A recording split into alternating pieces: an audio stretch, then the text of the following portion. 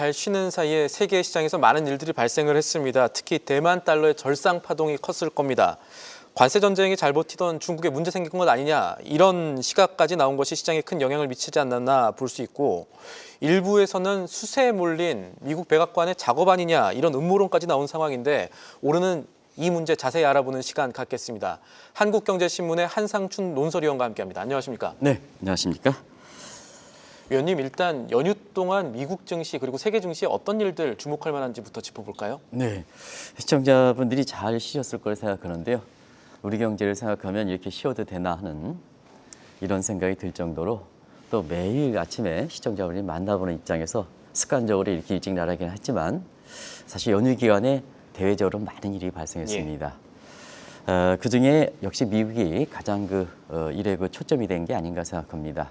시청자 여러분 아시겠습니다는 연휴 기간 직전에 미국의 1분기 성장률이 마이너스 0.3% 역성장 나왔죠. 그래서 많은 증시에 오히려 나쁜 소식이 좋은 소식이 될 것이다 하면서 두 가지 측면에서 일단 트럼프의 관세 정책은 다소 좀 유연해지지 않겠느냐. 이게 이제 주가 상승 요인을 작용했고요. 그다음에 5월 FOMC가 미국 시간으로 내일부터 열립니다는 사실 금리 인하 이 기대가 형성되면서 주가가 올라갔었는데요. 역시 그 이후의 모습을 보면 트럼프가 관세 정책에 대해서 지속해 나갈 입장을 계속해서 표명하고 있습니다. 두 가지인데요. 하나는 실무급 회담이 지금 진행되고 있죠. 각 75개국 대상으로. 근데 종전에 마찬가지로 패키지 딜 방식, 탑다운 방식, A게임 방식 다들 내용을 다 아실 겁니다. 이 방식이 그렇게 이렇게 후퇴하지 않았습니다. 그래서 관세 정책의 의지를 계속해서 읽을 수가 있다 이렇게 보시되고요. 새로운 관세부가 또 되고 있죠. 예. 그것이 이제 수입 영화에 대해서 100% 비교적 큰 관세. 사실 한국의 이렇게 영화가 한국에서 만들어서 미국에서 어떻게 100% 관세를 가지고 통용됐을까 할 만큼 100% 아주 관세, 보복 관세 비슷하게 세게 때렸습니다. 그리고 종전에 얘기했던 의약품이라든가 하는 분별 산업별 관세를 그대로 유지하겠다는 입장이죠. 결과적으로 보면 역성장의 충격에서 사실 나쁜 뉴스가 굿뉴스 될 거는 기대를 꺾이게 했던 것이 결과적으로 이렇게 관세 정책을 지속해 나갈 때는 펀더멘탈이 더 악화되지 않겠느냐. 오늘 3대 지수가 비슷비슷하게 이게 이렇게 하락하긴 했습니다는 3대 지수 중에서 경기에 민감한 다우존스 지수가 가장 많이 떨어졌습니다. 이런 것이 트럼프 관세의 강한 의지에 따라서 앞으로 미국 경제의 펀더멘탈이 악화될 거라고 이렇게 우려되기 때문에 여기에 따라서 경기에 민감한 다우지수가 고분고분한 속에 비교적 큰 폭으로 떨어졌던 종전과 다른 패턴을 보였던 것도 바로 그런 요인이다 이렇게 보시면 되겠습니다. 저희가 서두에도 말씀드렸지만 연휴 기간에 가장 중요했던 흐름이 대만 달러 가치의 어떤 절상이었습니다. 이 내용은 어떻게 봐야 될까요? 네, 우리가 이 방송을 통해서 28일 날 한미 상호관세 이후에서 일본과 달리 한국에 대해서 환율 문제를 언급했습니다. 하는 얘기를 하는 상태를 말씀드렸는데요. 이미 예고됐다 이렇게 보여졌습니다. 역시 대만과의 상호관세 위협에서 환율 문제를 거론했는데요. 시장의 반응은 우리와 달리 대만에 환율 거론했을 때 아주 굉장히 예민하게 반응했습니다. 그 예민한 반응 내용을 한번 보겠습니다. 대만 달러 이틀 동안에 9% 급등했습니다. 절상됐다는 얘기죠. 근데 이 대만 달러는 비교적 홍콩 달러와 함께 패그제 비슷하게 돼서 패그제는 유지한 건 아닙니다는 연간 환율 변동폭이 그렇게 높지는 않습니다. 이것이 절상이든 절하든 대체로 보면 절상이든 절하든 종전의 연간 변동폭 보면 6에서 7%인데요. 시청자 여러분 이틀 만에 9% 절상됐습니다. 이런 것이 결국은 이게 다 단순히 미국과 대만 간의 환율 문제를 언급해서 이전에도 한국과에도 환율 문제를 언급했었는데 이렇게 예민하게 반응할까 하는 측면에서는 그 배경이 뭐가 있는 게 아니냐 하는 각도에서 아시아 통화의 동반 절상을 유도했던 겁니다. 이게 외환위기 때는 아시아 태국의 바타를 계기로 해서 절하 때문에 자금이 이탈되면서 외환위기 발생했습니다는 그때와 정반대 현상이 나타난 거죠. 네. 그런 과정에서 한번 몇 개의 주요 통화를 한번 보겠습니다. 홍콩 달러, 당연히 대만 달러와 앞서 말씀드린 같이 대만은 패그제를 유지하지 않고 있습니다는 대체로 중국 본토 때문에 홍콩 달러와 대만 달러 비슷한 움직임을 보이고 있거든요. 그래서 홍콩 달러가 이례적으로 급등했습니다. 여기에 위안화와의 연계성이 단절됐거든요. 그러다 보니까 홍콩 달러가 이례적으로 급등하면 중국이 위안화가 변하지 않은 상태에서 환율 아비트레이지가 형성되는 거죠. 이 문제는 중국에서 자금 이탈 문제가 되는 거죠. 이 문제를 나중에 좀 말씀드리고, 그다음에 원달러 환율도 NDF 시장에서 우리가 국내 시장에서 개장되지 않았으니까 예. NDF 시장에서 보면 한때 1,360원대까지 급락하는 모습을 보였습니다. 그만큼 달러에 대해서 원화가 절상되는 모습을 보였었는데요. 이런 상황에서 이번 주에 한미 실무급 관세 협상이 되거든요.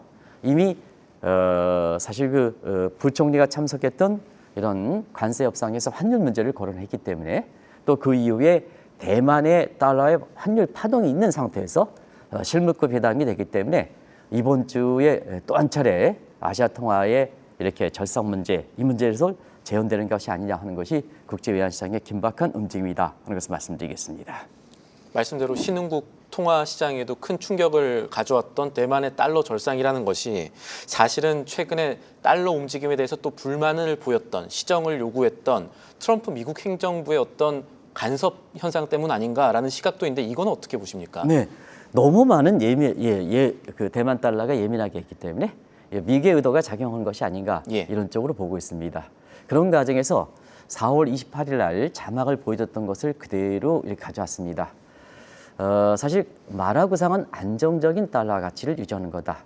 너무 과다한 달러 강세도 안 되고 너무 과소한 달러 약세도 안 된다 하는 쪽을 말씀드렸습니다. 그런 과정에서 이원적 달러 정책이 필요한 거죠. 무역 적자 비중이 적은 유럽에 대해서는 원래 달러는 강세를 보여야 됩니다.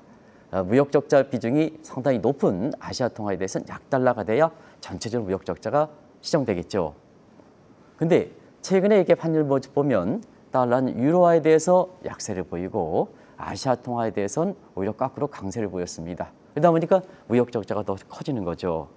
3월달 무역 적자 통계 한번 보십시오. 물론 관세 협상 앞두고 일이 땡겼다 이런 요인이 있지만 사실 관세는 2월 4일부터 시작됐거든요. 그중에 미국의 무역 적자는 저가 수익이 첨단 시장이 아니거든요. 이미 관세 영향을 받았다. 우리나라 외신의 일부 언론이 적으면 그대로 받아 적는 모습을 보이는데요. 실질적으로는 그렇지는 않습니다. 무역 적자가 왜 3월에 커졌을까 하는 측면에서는 환율의 움직임이 미국의 의도와 달리 움직였지 않습니까? 예. 그러다 보니까 자 관세라든가 이런 측면에서 궁극적인 목적은 뭡니까? 결국 미국의 무역 적자를 줄이고 재정 적자를 줄이고 국가 디폴트의 부채 디톡스 사항을 개선돼서 마라를 구상하는 거죠. 근데 이게 관세도 붙였는데 무역 적자도 확대되니까 결국 미국 입장에서는 당혹스러운 움직이지 않느냐. 그런 과정에서 베센트가 달러 움직임이 미국의 의도와 달리 정반대로 가는 상황에서 시정하기 위한 조치가 사실 지난 4월 28일 날 한국에 대해서 환율 문제 언급한 거고 이번에도 대폭적으로 대만에 대해서 절상 요구한 것이 아닌가 이렇게 보고 있습니다. 결과적으로 사실 왜곡된 달러 움직임을 시정하기 위한 미국의 의도가 작용된 것이 아니냐. 그러면 이게 일시적 현상은 아니란 얘기거든요. 무슨 TSMC의 무슨 젠스랑이 홍콩에 대해서 수출 이렇게 해가지고 사실 이것이 됐다. 그거는 아니다. 일시적 현상이다. 근데 이게 지속 가능하기 때문에 저렇게 예민하게 반응하거든요. 왜냐? 미국의 의도가 작용했다면 지속 가능하겠죠. 최소한 관세 협상이 끝날 때까지는 지속이 되겠죠. 이런 의도가 작용해서 사실 대만이 이틀 만에 9% 연간 변동폭 6에서 7%를 이틀 만에 이렇게 절상폭을 돌파하는 이런 모습을 보였다고 보겠습니다. 미국 입장에서는 지금 아시아 통화 가치가 다시 움직여줘야 되는 거고 그래서 대만도 그렇고 우리한테도 사실 먼저 환율에 대해서 뭔가 좀 해달라라고 요구를 했었으니까 아시아 통화에 대한 이런 움직임들 앞으로 예상이 좀 가능하다 이렇게 볼 수가 있을까요? 그렇죠. 아주 신행국께서 좋은 지적을 하셨는데요. 트럼프는 이미 비관세 장벽의 8대 비관세 장벽의 우선순위로서 환율 조작 문제를 가장 많이 끌었지 않습니까? 우리한테 가장 먼저 환율 문제를 사실 일본에 예상됐던 것을 요구했던 것은 우리나라는 한미 FTA 때문에 관세율은 거의 제로로 지금 근접한 상태거든요. 그래서 24% 때렸던 것은 비관세 장벽의 관서 탄성치 때문에 이게 부각된 겁니다. 그러면 트럼프가 8대 비관세 장벽에서 가장 우선순위가 환율 조작이지 않습니까? 조작이지 않습니까? 그럼 환율 조작에는 뭐냐? 교역 상대급이 시장과 달리 인위적으로 평가 절하를 요구하는 거다. 네. 대만도 그렇고 한국도 그렇고. 그러다 보니까 환율의 존재이 미국과 달리 사실 달러가 아시아 통화에 대해서 강세를 보이는, 원화에 대해서 달러가 강세해서 원달러인지 1,400원대 가는, 대만도 마찬가지 20달러대, 20대만 달러대에 유지했던 배경이죠. 근데 이걸 시정하는 거죠. 그래서 우리와 앞서서 대만에 앞서 우리한테 먼저 요구했던 사항이죠. 문제는 여기 있습니다. 자, 그때 당시에도 왜 일본의 제2의 프라자에서 일본에 요구할 거로 봤는데 일본에 대해서 환율 문제를 언급하지 않고 우리한테 요구했느냐. 그 배경에 대해서 한번 곰곰이 생각할 필요가 있다. 이런 과정에서 그때도 원달러 환율이 1,400원 가다 일시적으로 1,390원대 갔거든요. 어떻게 보면 대만에 대해서 비슷한 움직임을 보이지 않습니까? 그런 과정에서 이번에 대만의 요구다 보니까 대만의 요구에 대해서 결과적으로 미국의 의도가 읽히면서 이틀 만에 9% 이상 절상되는 대만 달러가 이렇게 절상되는 모습을 보이는 것이 아닌가 생각합니다. 그래서 지금 외환위기와 달리 아시아 통화위기 리버스라는 공식적 용어가 붙을 만큼 지금 국내 외환 시장에서 초미의 관심이 될 뿐만 아니라 아시아 시장, 국제 외환 시장에서도 이 움직임에 대해서 앞으로 향방이 어떻게 될 것인가가 굉장히 주목되는 사항이다 하는 것을 말씀을 드리겠습니다.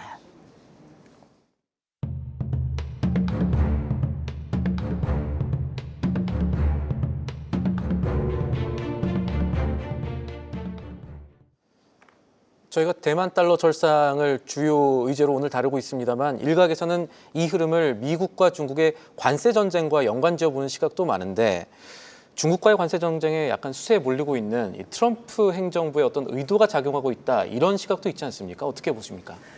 우리가 이제 5월 1일인가요? 근로자날 끝나고 예. 하루 금요일이 있었죠. 그때 국내 증시에서도 저한테 전화를 많이 해온 게 중국의 부도살이 왜 이렇게 갑자기 도는 건가. 이런 시각이 있었거든요. 결과적으로는 트럼프의 의도가 많이 작용하고 있는 것인가 아닌가 하는 것이 환율 시정 요구와 함께 또 하나의 요인이다 이렇게 됐습니다. 중국 그동안 관세 협상에서 미국과의 협상에서 우위를 점했었죠. 굉장히 효과적인 카드가 많았죠. 지금도 마찬가지입니다. 미국의 대중 관세에 대해서는 위안화 절하 카드를 갖고 그다음에 미국의 보유 국채로 해서 엑스데이터를 앞당긴다든가 시청자 여러분 다 아시겠습니다.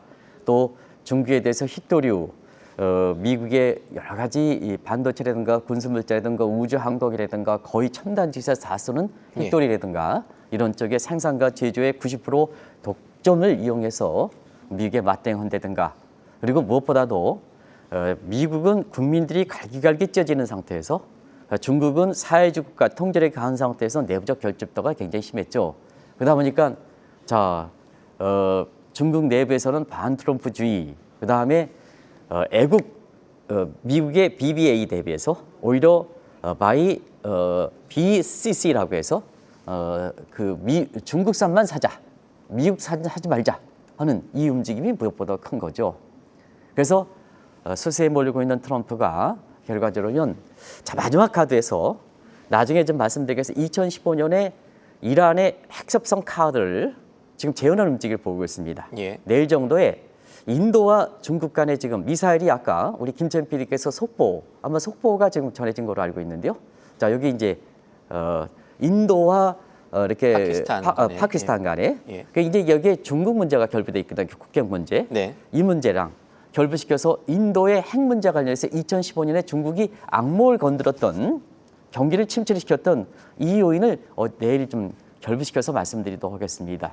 이 요인과 함께 사실 중국을 옥죄기하는 각도에서 결국 대만 달러를 절상시키면 자 그동안 미국의 달러는 대부분 다 빠져나간 상태거든요. 예. 마지막으로 뭐냐? 홍콩은 예속화 되어 있으니까 대만에 본토 투자가 많았습니다. 그러면 대만 달러가 굉장히 절상된다면 위안화와 절연이 되니까 자 우리가 피쇼 공식에서 보면 아비트레이지의 환율이지 않습니까? 대만 달러가 절상되니까 중국의 본토에 투자했던 대만의 자금들이 뭐냐? 대만 본토로 오겠죠? 이런 것을 겨냥해서 옥죄기가 아닌가 하는 이런 시각이 만만치 않다. 그러면 대만의 본토에 마지막으로 남아있는 이렇게 달러가 대만 달러가 이렇게 이탈될 경우에는 중국의 외환 사정이 지금 상당히 안 좋습니다. 예. 그리고 국가 부채가 나중에 말씀드리겠습니다. 안 좋습니다. 그런 과정에서 마지막 카드로 중개 부도설이 이렇게 겨냥하는 것이 아니냐 해서 지난 5월 2일에도 국내 증시에서 중개 부도설이 느닷없이 나들었던 겁니다. 그런 연관성을 갖고 있다 이렇게 보게 됐습니다.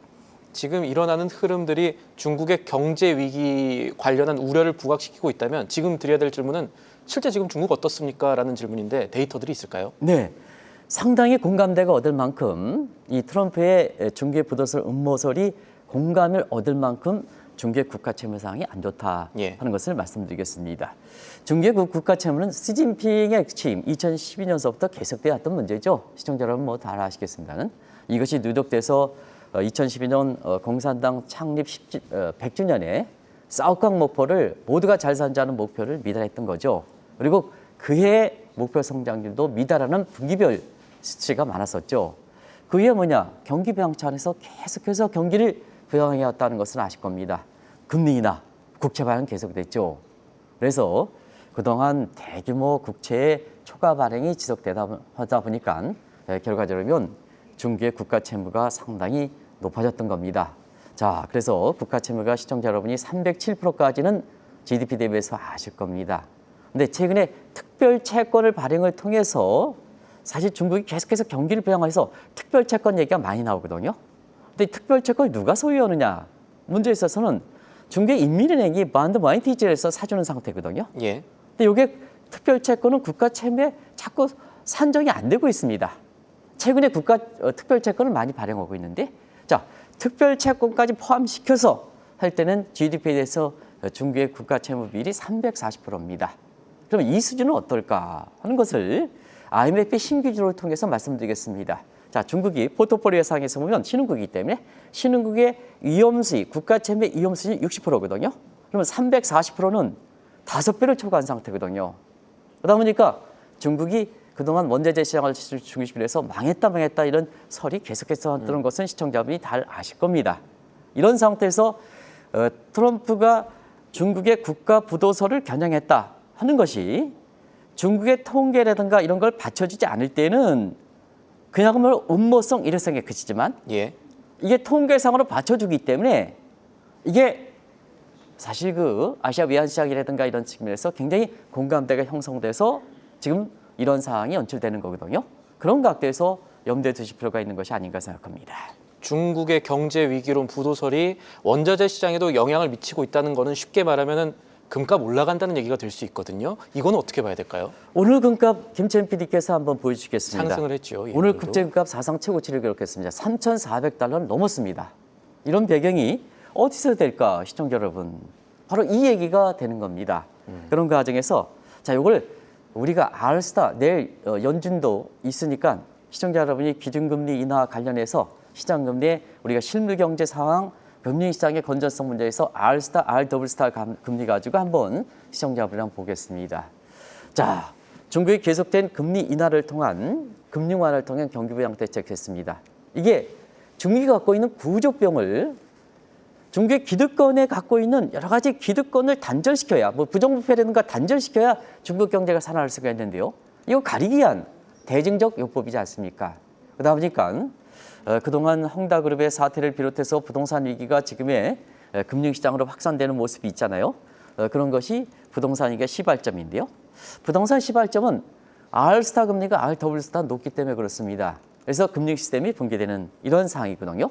결과적으로 특별국채를 발행하니까 R스타와 R더블스타 금리 간에 더 괴리가 더 심해지는 거죠. 그러다 보니까 증시가 살아나는 여부와 관계없이 금융 시스템은 더 붕괴되는 것 아니겠습니까? 결과적으로 원자재 시장에서 지금 말씀하신 대로 중국이 망했다. 그러면 안전자산으로 선호를 해야 되는데 네. 안전자산의 기록이 뭘까? 지금 미국 입장에서는 달러가 약세되죠. 오늘 그랬었어요. 달러 인덱스가 99가 되죠. 미국 국채도 역시 부채 뒤통수에서 벗어나지 못하고 6월달 엑스데이트하고 오죠. 뭐를 가겠습니까? 금으로 가야죠. 아까 김채연 PD께서 3,400달러를 넘고 있지 않습니까? 이게 뭐냐? 무슨 TSMC의 젠슨 황의 무슨 수출 통제를 완화하기 위해서 대만 달러가 절상됐다? 절상을 허용한다? 그런 측면은 일회성에 그치는 거죠. 그건 너무 사소한 요인일 것이고 사소한 요인이죠. 흐름이 있다는 말씀이신 거죠. 인터마켓 간의 연결성이 잘 논리적으로 연결성이 딱 맞췄지 않습니까? 오늘 금값이 다른 요인으로 보면 사실 금값이 이렇게 올라갈 원인이 아닌데도 불구하고 금값이 이렇게 올라갔던 것도 바로 그런 측면이다 이렇게 보시면 되겠습니다. 또 한 가지 이란과 관련해서 수출 통제 문제 보면 지금 중국이 제조업 중심인데요. 원유를 수입해야 됩니다. 그러면 지금 뭐냐 이란이 사우디라든가 이런 쪽은 지금 이스라엘과 함께 트럼프에 붙은 입장이거든요. 그럼 이란의 원유를 수입해야 되는데 이란 통제한다. 그리고 브라질도 지금 중국의 원유 수입 문제에 대해서 수출 통제를 하는 상태거든요. 그런 과정에서 중국의 제조업이 어렵게 되지 않느냐 하는 과정에서 중국의 국가부도설이 사실 나오는 배경도 된다 하는 것을 말씀을 드리겠습니다. 저희가 대만 달러 절상부터 이게 중국의 경제 위기 그리고 원자재 시장 특히나 금값에 대한 흐름까지 예측을 해봤는데 이 내용들을 다시 결국 우리 경제로 끌어오자면 생각해봐야 될 게 우리도 이번 주부터 미국과 이 회담이 시작되지 않습니까? 회동이 시작이 되는데 대만 달러에 이어서 이번에 원화 절상 파동이 있을 수 있지 않겠느냐라는 우려가 있을 수 있는데 여기에 대해서는 어떻게 봐야 될까요? 네, 국내 언론들이 대만의 평가 절상 문제, 요구 문제에 대해서 대만 문제를 그치고 있는데요. 한국이 뭐냐 먼저 예. 이 문제에 대해서 언급했지 않습니까? 그리고 이번 주부터 사실 한미 간의 실무급 상호간세 유예 협상이 됩니다. 그런 과정에서 보면 이 문제로 인해서 사실 한국에 대해서 원화 절상 요구, 그다음에 이어에 따라서 대만 절상에 따라서 아시아 동반 절상됐던 문제가 다시 한번 재현되지 않겠느냐 하는 측면에서 우리와 연관시키는 국내 언론들의 신문들이 그렇게 많지 않아서 좀 아쉽습니다. 그런데 사실 4월 28일 내용 보면 한국의 대만 달러 평가 절상보다 더 크게 요구했죠. 왜냐? 한국은 미국 입장에서 두 가지 악의 축이 형성됐다. 하나는 중국과 위안화가 원달러 환율이 너무 연계성이 높다. 네. 자, 미국은 사실은 중국을 겨냥하고 있는데 왜 중국과 단절을 하지 못하느냐 하는 측면이 하나 축. 그다음에 트럼프 한일 정책에선 10대 무역 적자국에서 한국이 원달러 환율이 가장 사실 미국의 요구사항에 대해 이탈된 통화되게 되겠죠. 그래서 그때 당시에 미국과 무역 불균형 해소 차원에서 한국의 원달러 환율 요구하는 상황은 1250원이다 하는 걸 말씀드렸습니다. 대만에 대해서 대폭적 절상이지 않습니까? 이때도 원화에 대해서 대폭적 절상을 요구할 가능성이 있습니다 하는 것을 말씀드렸습니다. 이제 한미 간의 실무급 협상이 시작됩니다. 이번에는 환율 문제가 가장 핵심적 의제가 되지 않겠나 이렇게 보고 있습니다. 그래서 아시아 통화가 대만 절상, 평가 절상과 함께 또 한 차례 이런 절상 요구가 되면 중국의 국가부도설이 더 불거지지 않겠느냐. 왜냐? 사실 한국은 그동안 미래세 박현주 회장 이런 분들이 사실 미국에서 빅테크의 빅테크의 고평가를 들어서 중국 쪽으로 몰았던 상황이거든요. 예. 그런데 한국에 대해서 워낙 평가 절상 이렇게 되면 중국에서 자금이 이탈되지 않습니까? 우리가 김채연 PD께서 이렇게 전체적 기준을 보면 작년 12월 달에 사실 치약 실현 미국에서 그리고 올해 4월 달에 박 회장께서 이렇게 대만으로 중국으로 갈 때 그쪽에 추천할 때 그냥 미국 쪽을 좀 한번 저가 매수 보는 것을 불확실하지만 그쪽으로 좀 가십시다 하는 상태에서 박 회장님의 영향력 때문에 사실 중국 쪽으로 자금이 많이 몰려간 상태거든요. 근데 대만의 평가 절상, 한국의 평가 절상하면 중국 쪽에 갔던 자금들이 이탈돼서 사실 중국에 대해서 수익이 좀 안 좋아질 가능성이 있거든요. 이런 것이 한국 시장과 관련돼서 크게 이 문제가 불거질 수 있다 하는 것을 말씀을 드리겠습니다. 네. 이런 큰 흐름들을 투자에 꼭 참고를 해야겠습니다. 오늘 말씀은 여기까지 듣겠습니다. 지금까지 도움 말씀의 한상춘 한국경제신문 논설위원이었습니다. 감사합니다. 계속해서 다양한 경제 이슈를 알고 싶다면 구독과 좋아요, 알림 설정 부탁드립니다. AI 캐스터 권미정이었습니다.